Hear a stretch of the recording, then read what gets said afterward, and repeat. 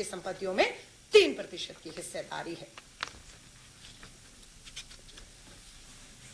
Global hunger index, देश विश्व के भुखमरी के आंकड़ों में भारत, ये 8 सालों की चार्जशीट हमारी जो है उसके है कि भुखमरी के हालात ये हैं, पाकिस्तान, नेपाल, बांग्लादेश को पछाड़ते हुए भारत भुखमरी के कुल 116 देशों की गिनती में 101 नंबर पे खड़ा है। 116 का मतलब है जो देश पहले नंबर पर है वहां पर समृद्धि है, वहां कोई भूखा नहीं है। लेकिन जैसे जैसे आप उस ग्राफ में नीचे आते जाएंगे, यानी कि दिखाता है कि वहां पर सबसे ज्यादा गरीबी और भुखमरी है, और हम 116 देशों की गिनती में भुखमरी के आंकड़े में 101 नंबर पर खड़े हुए हैं। ऑक्सफैम की रिपोर्ट के मुताबिक कोरोना महामारी की विभीषिका में 100 बड़े पूंजीपति, जब कोरोना महामारी थी, तालेबंदी थी, लोग बेरोजगार हो रहे थे, भुखमरी की कगार पे चल रहे थे, तब क्या हो रहा था? मात्र देश के 140 करोड़ की आबादी में 100 पूंजीपति, 100 पूंजीपतियों की कमाई कितनी हुई? 13 लाख करोड़ रुपया। सबके काम धंधे बंद, रोजगार नहीं, बेरोजगार, भुखमरी। लेकिन 100 पूंजीपतियों ने उस कोरोना महामारी के बीच में 13 लाख करोड़ रुपए कमाए, और दूसरी तरफ 12 करोड़ मेहनतकश लोग, गरीब मजदूर लोगों ने अपने रोजगार ही खो दिए थे। उस महामारी में 12 करोड़ लोग बेरोजगार हुए।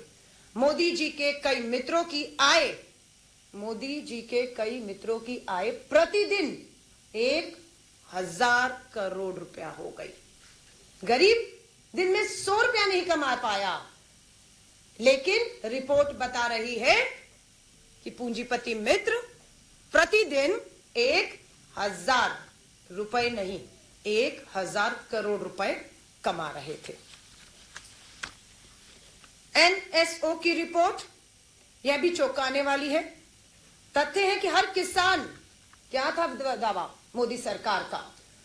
किसानों की आय दुगनी करेंगे। चार्जशीट हमारी है, तथ्य है।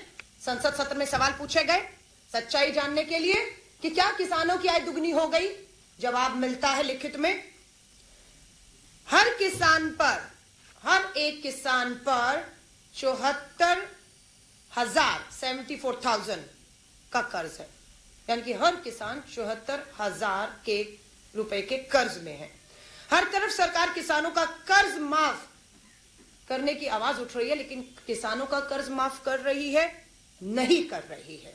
29 लाख करोड़ पेट्रोल डीजल से कमाया, किसानों का कर्ज माफ किया, आय तो दुगनी नहीं हुई। कर्ज माफ किया, बोझ कम किया? नहीं किया। उल्टा हर एक किसान देश का 74,000 रुपए के कर्ज के नीचे। दूसरी तरफ पार्लियामेंट्री कमेटी ने यह खुलासा किया संसद में खड़े होकर कि 2020 और 21 में, बीच कोरोना महामारी में, किसानों के कर्ज माफ नहीं हो रहे, आय दुगनी नहीं हो रही, लेकिन वहीं पर पता लगता है कि कॉर्पोरेट टैक्स जो है उसे कम कर दिया गया है। पूंजीपति मित्रों पर दया आ रही है और कर्ज उनका माफ किया गया, पूंजीपति मित्रों का, किसानों का नहीं, उनका। और कितना? 1,84,000 करोड़। कितना? 1,84,000 करोड़ का कर्ज पूंजीपतियों का माफ कर दिया गया। पूरी जिम्मेदारी के साथ संसद में कांग्रेस के सांसदों द्वारा पूछे गए, राहुल गांधी जी, दूसरे सांसदों द्वारा श्रीमती सोनिया गांधी जी, मल्लिकार्जुन खड़गे साहब, ये सब सांसद भी हैं। ये उन्हीं के सवालों के लिखित जवाब सदन के पटल पे दिए गए, जिसे लेकर आज हम इस प्रेस वार्ता के माध्यम से जनता के बीच में जा रहे हैं। चीनी घुसपैठ की बाहें मरोड़ो, हाथ से हाथ जोड़ो। यात्रा जम्मू और कश्मीर में पहुंच चुकी है। लेह लद्दाख हो, अरुणाचल प्रदेश हो, दुश्मन देश चीन लगातार घुसपैठ कर रहा है, हमारे जवानों पर हमले कर रहे हैं। हमारे जवान पूरी हिम्मत और मुस्तैदी के साथ बिना अपनी जान की परवाह किए हुए इन्हें खदेड़ना का काम सरहदों पे कर रहे हैं। हम सलाम करते हैं अपने देश के इन जाबाज सिपाहियों को। पूरी देश उनके पीछे ताकत बनकर खड़ा है। लेकिन सरकार की कूटनीति का यह है, भारत की भूभागीय अखंडता को तोड़ा जा रहा है। चीन लद्दाख से लेकर अरुणाचल प्रदेश तक भारत की सीमाओं में ना सिर्फ 2000 स्क्वायर किलोमीटर घुसा हुआ है, बल्कि स्थायी सैन्य इंफ्रास्ट्रक्चर के साथ साथ पूरी रिहायशी कॉलोनियां बना चुका है और बना रहा है।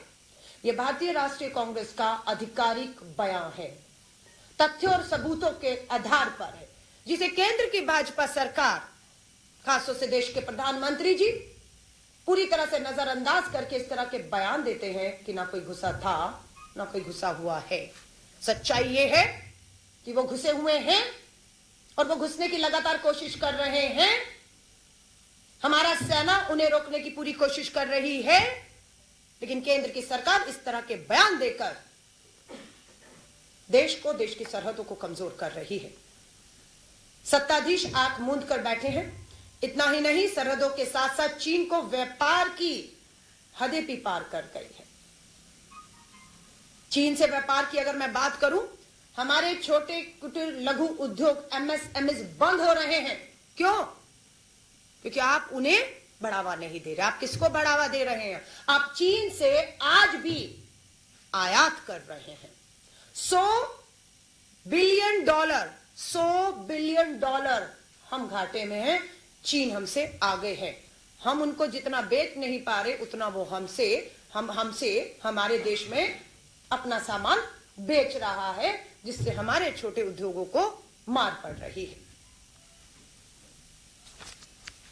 हर साल 2 करोड़ नौकरियों का वायदा था, चार्जशीट है। 9 साल में 2 निम 18 करोड़। कितनी करोड़ नौकरियां? अभी घोषणा की 10 लाख नौकरियां देंगे। 10 लाख नौकरियों में प्रधानमंत्री जी ने अभी कुछ दिन पहले 70,000, 1 लाख भी नहीं, 70,000 नौकरियां कायम खोल रहे हैं।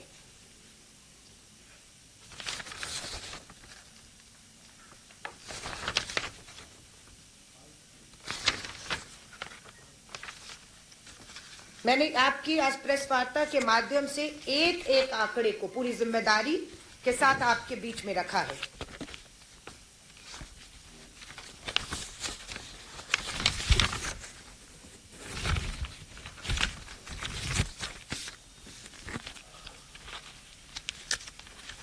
भारतीय जनता पार्टी, भारतीय जुमला पार्टी, ये हमने पूरे देश भर में एक चार्जशीट के तौर पर सबूत और तथ्यों के आधार पर पार्लियामेंट की रिपोर्ट के आधार पर जारी किया है।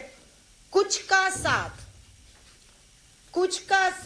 खुद का विकास, सबके साथ विश्वासघात।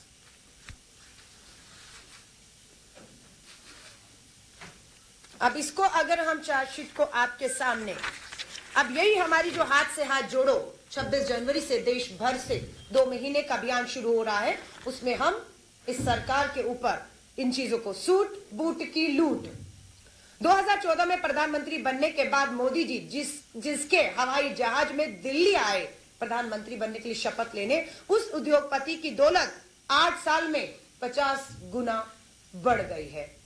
भारत के 10% अमीरों के पास 64%, और जबकि 50% गरीब आबादी के पास मात्र 3 से 6% संपत्तियां रह गई हैं। 8 सालों में किसानों का कर्ज नहीं, अरबपति मित्रों का कर्ज माफ हुआ है। खास मित्र बना भारत के 30% बंदरगाह, एयरपोर्ट, बिजली उत्पादन और कोयले की खदानों के मालिक बन गए हैं। 30% मोदी जी की छवि चमकाने और ब्रांड मोदी बनाने पर टैक्स पेयर के 10,000 करोड़